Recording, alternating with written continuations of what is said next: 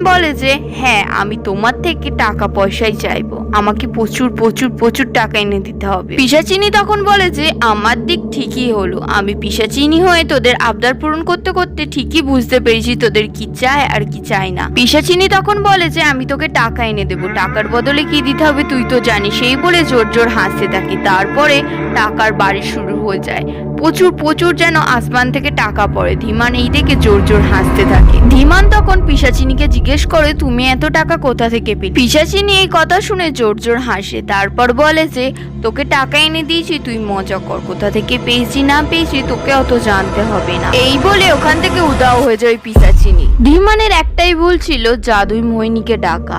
ধীমান খবর কাগজ হাতে নিয়ে দেখে যে তার বন্ধু নিতাইয়ের মরার খবর। সে এইটা দেখে একটু ভয় পেয়ে যায়, কারণ ওই জাদুই আয়নাটা এই নিতাই বলে ওর বন্ধুই দিয়েছিল তাকে। 5 বছর পর ধীমান